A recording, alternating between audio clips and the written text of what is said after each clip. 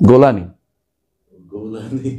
Golan হচ্ছে, হ্যাঁ Golani সে বাণী, যে সে আমার জানা মতে তারা সবাই সালাফি, তারা ওই খারাপ কোনো আকিদায় বিশ্বাসী না, এরা ভালো। ভালো মানে হচ্ছে আপনার সালাফি আহলে হাদিস নাম নাই আর কি ওদের, কিন্তু এরা আরব দেশে এরকম কেউ নাম দিয়ে চলে না, আরব দেশে কামের মাধ্যমে তারা পরিচিত হয়, মানহাজের মাধ্যমে পরিচিত হয়, কিন্তু এরা ভালো যতটুকু আমি জানি। এদের মধ্যে এমনকি তাদের সাথে একসময় আল কায়দা এবং আইএস ছিল, ওরা চলে গেছে। এরপরে যারা আসছে এরা হচ্ছে মধ্যম, অনেকটা মধ্যপন্থী। এদের দ্বারা দেখেন যে বড় বাগড়ম্বর হচ্ছে, কাজটা ভালো হয়েছে ওদের দ্বারা, এরা বাগড়ম্বর করে নাই বেশি। আর এদের শত্রু যারা আছে এরা শিয়া, এদের শত্রু হলো একেবারে কাট্টা কাফেররা। তো এই কাট্টা কাফের শিয়া এদের শত্রু। সুতরাং এরা যাই আসছে আলহামদুলিল্লাহ শুকরিয়া আদায় করা দরকার, আল্লাহর কাছে দোয়া করি যেন আল্লাহ তাআলা শামবাসীদেরকে ঐক্য দেখার তৌফিক দান করে, শামের ভিতরে যেন আর কোনো পকেট তৈরি না হয়, মারামারি হানাহানি ভিতরে না হয়, এবং তারা যেন নিজের মধ্যে একটা সরকার গঠন করে দেশটাকে পরিচালনা করতে পারে, দোয়া করছি। এবং আমরা তাদেরকে ভালোই মনে করি এবং সেভাবে তাদের জন্য আমরা দোয়া চালিয়ে যাবো, যাতে যেন সঠিকভাবে শামের মতো দেশ, আমাদের দেশ, মুসলিমদের কলজার পানির মতো নবজ বলতে পারেন, শিরা, একটা শিরা, এটা যদি কোনো মুসলিমদের হাতে আসে, ইরাকও যদি আবার যদি মুসলিমদের হাতে আসে, শিয়াদের হাত থেকে বেরিয়ে যদি মুসলিমদের হাতে আসে, এবং মিশর যদি আমাদের সঠিক মানহাজি ফিরে আসে, তাহলে আমাদের জন্য মুসলিম বিশ্বে আর কথা বলার মানে খারাপ অবস্থা ফিরে আসবে না, ভালো অবস্থা সবসময় ফিরে আসবে। আমরা সেই দোয়াটাই সবসময় করবো। কিয়ামতের আলামত নিয়ে এক এক গোষ্ঠী এক এক রকমের ফতোয়া দিচ্ছে, এক এক রকম। একদল তো কিয়ামতের আলামত যেটা নয় সেটা বানাচ্ছে দুর্ভাগ্যবশত। আবার কেউ কিছু হলেই হয়তো সে মারামারি করতেছে, এরপর কেউ কিয়ামতের আলামত, হয়তো সে কার সাথে ঝগড়া করছে, কিয়ামতের আলামত, মানে যে কোনো জিনিস কিয়ামতের আলামত বানিয়ে ফেলছে। এটা এক গোষ্ঠী আছে। আরেক গোষ্ঠী আছে যারা কিয়ামতের আলামত সত্যি প্রমাণিত আছে যে কিছু জিনিস ঘটবে, এরা কি করে কিয়ামতের আলামতকে তাড়াতাড়ি করে এনে বর্তমান অবস্থার সাথে মিশিয়ে দিচ্ছে, মানে কনসিকুয়েন্স মিলিয়ে দিচ্ছে। এদের মধ্যে বিখ্যাত হচ্ছে ইমরান নজর হোসেন এবং তার অনুসারী বাংলাদেশি এজেন্ট যে আছে, অর্থাৎ বিশেষ করে যারা কিছুদিন আগেও আবু তো আদনান তাদের এই জাতীয় লোকেরা, এরা এই কাজটি করে থাকে, যেটা কিয়ামতের ঘটনাকে যে কোনোভাবে কোনো একটা কিছু হলে মিলিয়ে দিবে। এদের অনেকেই দেখবেন যে আবার এমন পদ্ধতিতে নামছে যে যা সত্য নয় তা বানাই দিবে। কিছুদিন আগে সৌদি আরবে বৃষ্টি হয়েছে, বৃষ্টি হওয়ার পরে বিভিন্ন গাছগাছালি উঠছে, দেখা গেল কিছু মানুষ তাড়াতাড়ি করতে শুরু করে যে কিয়ামত কায়েম হয়ে গেছে, কারণ আবার গাছগাছালিতে পরিপূর্ণ হয়ে গেছে সৌদি আরব। আসলে এটা ছিল সাময়িক। এরপরে আবার যখন বৃষ্টি শেষ হয়ে গেছে, সপ্তাহখানেকের মধ্যে সব পুড়ে যায়, আবার সব শেষ। অর্থাৎ যেভাবে জাজিরাতুল আরব উপদ্বীপ মরুজান ও আনহারান নদী নালাতে ফিরে আসার কথা ছিল, সেটা এখনো আসেনি। অর্থাৎ কিয়ামতকে ঘনিয়ে আনার জন্য কিছু মানুষ বসে আছে। আবার একদিন হয়তো কেউ মানুষ বলে ফেলবে যে রাসূলুল্লাহ সাল্লাল্লাহু আলাইহি ওয়াসাল্লাম বলেছেন যে ফোরাত নদী থেকে বের হবে, একটা স্বর্ণের পাহাড় বের হবে।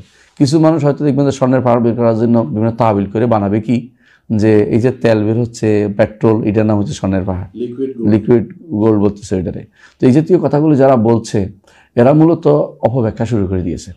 আবার আরেকটা গোষ্ঠী, হ্যাঁ নদী শুকিয়ে যাচ্ছে, একটু দেখা যাচ্ছে, এটা এই সত্যি। আবার একটা গোষ্ঠী হারামজিদুন একটা গোষ্ঠী আছে, যাদের কাজে হইলো এই জাতীয় জিনিস মানুষকে চমকে দেওয়ার জন্য ব্যস্ত আছে। ইহুদের আরেকটা গোষ্ঠী আছে, মুসলমানদের এই সমস্ত আলামত যেগুলো রাসূলুল্লাহ সাল্লাল্লাহু আলাইহি ওয়াসাল্লাম বলেছেন, এগুলি নিয়ে কিভাবে মানুষদেরকে বিভ্রান্ত করা যায়, এই জন্য এমন একটা জিনিস তুলে ধরবে, মানুষের দিকে এক বাক্যে বলবে যে এটা ঘটনা ঘটছে, এরপরে দেখবে যে আসলে ঘটনাটা ঘটে নাই। পরবর্তীতে তখন মানুষের বিশ্বাস কমে যাবে যে এটা বোধহয় সত্য না। এই চালাকি করার জন্য কেউ এটা করছে, অথচ আমাদের অনেক ভাই মুসলিম ভাই এর মধ্যে পা দিচ্ছে। অত এই না বুঝে এই সমস্ত তাদের ধোঁকার মধ্যে পা দিয়ে বলতেছে এই বুঝি ঘটনাটা ঘটে গেল। এর মধ্যে এমনও হচ্ছে এই যে গত 1400 বছরে প্রায় 3000 এর বেশি মানুষ মাহাদি দাবি করেছে নিজেদেরকে। কিয়ামতের আগে মাহাদি আসবে কোনো সন্দেহ নাই, কিন্তু এটা দেখবেন যে দ্বিতীয় শতক থেকে শুরু হয়েছে মাহাদি আসার। এবং তখনকার সময় একজন বলছিল ইমাম ইবনে সিরিনকে যে শুনছি মাহাদির কথা, মাহাদি আসলে তোমার কোনো কাজ নেই, মাহাদি আসার পরে যখন তার অবস্থা সম্পন্ন হবে সে ডাক দিবে, তখন তুমি যাইতে হবে, আর পর্যন্ত মাহাদি খোঁজার দায়িত্ব নেই। কিন্তু আমাদের মধ্যে একটা সমাজে মাহাদি খোঁজার দায়িত্ব বেড়ে গেছে, মাহাদি বেড়ে গেছে, এক দৃষ্টিতে ওয়াজ করে বেড়াইছে, মাহাদি 2019 সালে আসবে, 19 গেল, 20 গেল, 21 গেল, 22 গেল, 23 গেল, 24 এসে বলছি, এখনো মাহাদির কোনো খবর নেই। কারণ আসলে তো মাহাদি বলে নাই যে কোন সনে আসবে, এটা বলা হয়নি। মাহাদি আসার যে প্রেক্ষাপট তৈরি হয় সেটাও এখনো তৈরি হয়নি। সুতরাং এই মানুষগুলো বিভ্রান্তির মধ্যে ঘুরে বেড়াচ্ছে। এর মূল কারণ হচ্ছে কিয়ামতের আলামত নিয়ে তারা একটা অস্থিতিশীল অবস্থার মধ্যে আছে এবং নিজেদের মধ্যে এটা নিয়ে বাড়াবাড়ি পর্যায়ে আছে। কেউ দেখবেন যে এই টাকা, মুদ্রা, পয়সা, এই সভ্যতা সবগুলিকে কিয়ামত আলামত বানিয়ে ফেলছে। এমনকি কেউ কেউ ইউরোপিয়ানদেরকে বানিয়ে ফেলছে, না ওই ইয়াজুজ মাজ বানিয়ে ফেলছে, ইয়াজুজ মাজ বানিয়ে ফেলছে। আর কেউ কেউ সভ্যতাকে দাজ্জাল বানিয়ে ফেলতেছে, সভ্যতাকে দাজ্জাল বানিয়ে ফেলতেছে। আবার কেউ কেউ ওই বলতেছে দাব্বাতুল আরদ কি জিনিস, দাব্বাতুল আরদ তো আর কিছু না, এটা হচ্ছে ওই যে বিভিন্ন বের হয় মানুষের যে ভাইরাস, ভাইরাসের দাজ্জাল বানায় ফেলছে, দাব্বাতুল আরদ বানায় ফেলছে। অর্থাৎ এগুলো সবই হচ্ছে বিভ্রান্তি। এজন্য আমাদেরকে কোরআন এবং সুন্নাহ যেটা আসছে এটাকে যথাযথভাবে সংরক্ষণ করতে হবে। কোনোভাবেই তাড়াহুড়ো করে ওই এইটাকে কনসিকোয়েন্স মিলানোর জন্য এটা করছে, এটা কিয়ামত, ওইটা করছে, এরকম না করা যাবে না। বাস্তবে ঘটে গেলে বোঝাবে কোনটা ঘটেছে আর কোনটা ঘটেনি।